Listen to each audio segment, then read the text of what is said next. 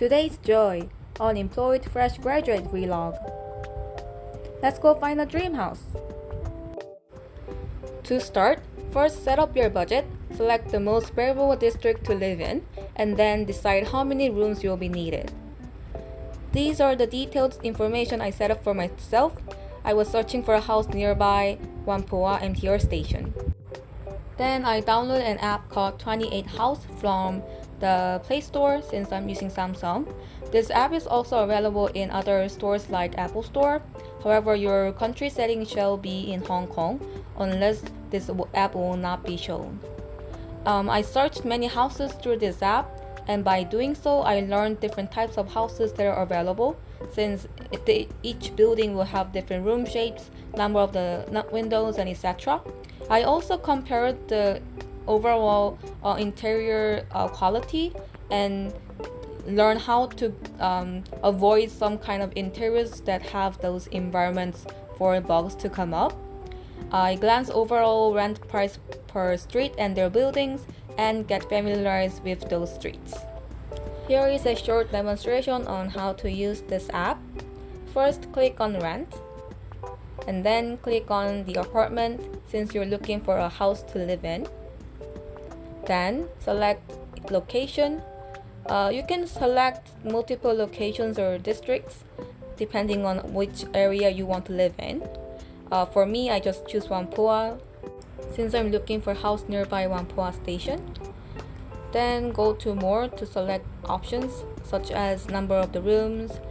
Either the room is equipped with machines like washer, fridge, or the size of the houses you're looking for. You can just read it through while you're using it. On the bottom of the app, you can sort this list by their price, their area, and etc. I just clicked the first one, the first house, as a demonstration. I recommend you to click on those photos again, so then you can have a bigger photo to view and know how those houses looks like. But please keep in mind that these photos are taken to make the house look bigger than it might actually be. These ads can be uploaded by either the agency or the landlord itself. If it's from the agency, you need to pay the agency like the commission fee later on. Read it through the app and know about the house features. And most importantly, click on the property address. Then the location of that building will be shown in Google Map format. And you can see how far this building is from your wanted points like either the MTR station or other certain places like the student hall of PolyU, the Hong Kong campus. Just for example, I just showed you. And if you like this house, you can always contact the agency or the landlord. Their contact numbers are available under the app, and when you click their WhatsApp, it will automatically generate the message, and you can easily just send it by clicking the send button. However, I recommend you to not trust on this app too much because for me, I contact to see 10 different houses through this app, but then only 2 of them were available to rent, and the others were unavailable or already rent out. I think the agency put the houses and prices in the app in purpose so that more customers can reach them. However, when you reach them and have a look on the houses, they might not show you the houses you like or show you the houses that might have higher budget than you expected. So once you contact the agency through the app or walk into their office, these are the list of informations that you should share. Of course, you need to tell your name and maybe your status, either your student, fresh graduate like me, or the worker. This is because they want to know if you have the income statement or not, and I will talk more about this in my next video, which will be about making a contract, the tenancy agreement with the landlord and the agency. Next, you need to tell them the flat size you want, also with your budget. Share the numbers of roommates you will have and their nationality. I think they're asking the nationality because they want to know if they need to speak in English or Cantonese. And then also, most importantly, share your move-in date. I prefer you to visit the agency at least 2 weeks before the move-in date. However, if your move-in date is too far away from the visit of the agency, they might reject you because both the agency and the landlord wants the people who can move in as soon as possible. So, for example, if you visit the agency a month before your move-in date, they might just refuse you to show the houses. So just visit them 2 weeks before your move-in date. And lastly, share the date that you're available to see the houses. And now let me show you the houses that I viewed for searching my dream house. I contacted 3 different agencies in total, and here it is, starting from agency A. I also draw this floor plan in the paper. However, just make it as the example. This is not perfectly scaled. The first house I saw was close to Sav Hotel, and it was placed in 5th floor with the elevator and was fully equipped with washing machine, refrigerator, and gas station. It also had a separate shower room, and the location was perfect, very close to supermarkets and restaurants. As you can see, this house has refrigerator, washing machine, gas station, also a little fan on the window. And this is the living room. Nothing is equipped. The bathroom, it has this separate shower, so the bathroom can be kept clean and dry. This is room A. Nothing equipped as well. It has AC and also this wonderful window deck, which can turn into a little extra storage place or a small sofa if you put more cushions, and I don't know, up to you. I really like this house because overall it was very clean and very bright. Now I visit the houses with second agent. This is house number 2, placed near the Whampoa MTR exit B. Also the 5th floor with elevator and all those other equipments. Overall, this house was very similar to house number 1, but without the window deck. And also it had this already installed storage like closets and cabinets, also a bed for one room. So you can save some money for buying those closets and beds. However, you still need to fill in the living room.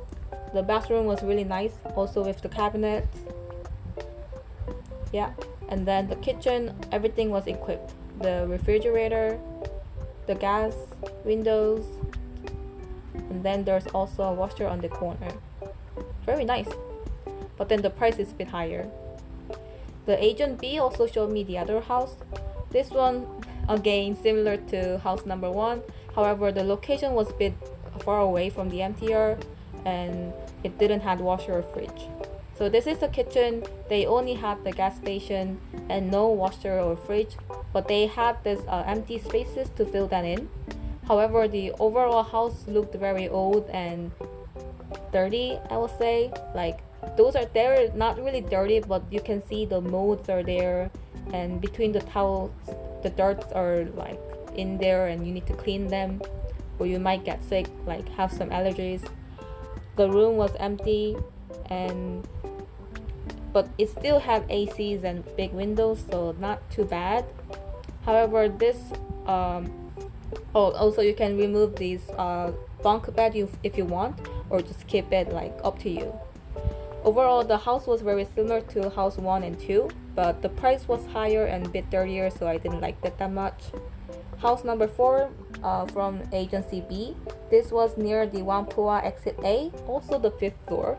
No equipment, but the gas station and separate shower room.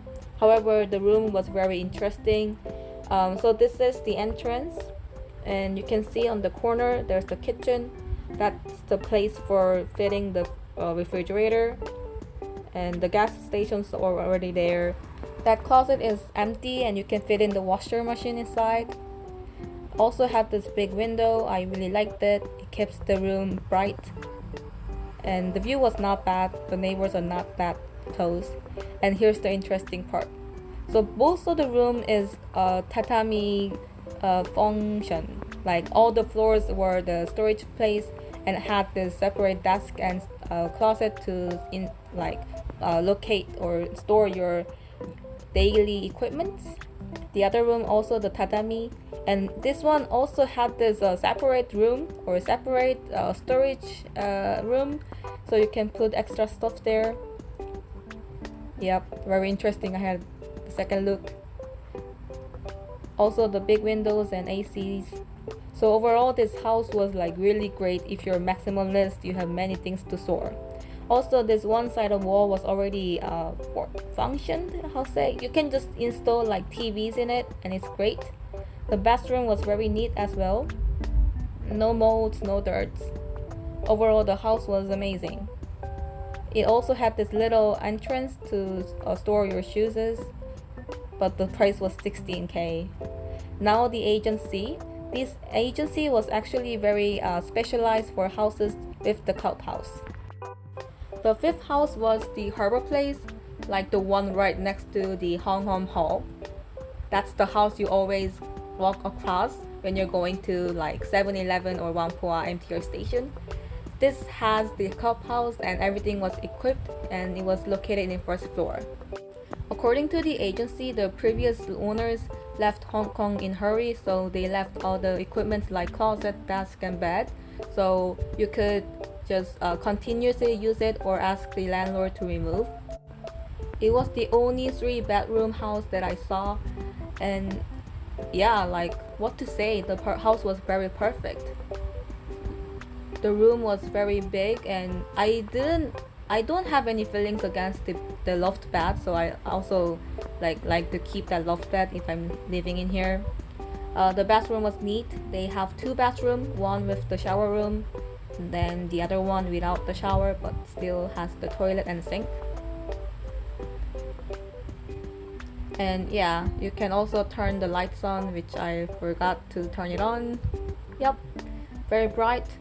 I mean, everything was perfect. Yeah, very neat. It's like hotel. This is the living room. They got the desks on it, but as I can say, you can remove it if you want. Also, I think the previous owners have placed their closet here, the hangers. This is kind of the reception room, and also the shoe cabinet over there, and the kitchen. This kitchen has the refrigerator, washer, the gas, and also interestingly the microwave. The only house with the microwave. Yay! So overall the house was very nice, like it's perfect. But then the only thing is the price. The agency have told me that 21k was the minimum. So even though 3 people can live in this house and share the rent, still the price is gonna be more than 7k per person. So that's the one thing you should consider. And then this is the last house, the most interesting house I saw ever. This was placed near the funeral parlor, and I will talk through after seeing the video.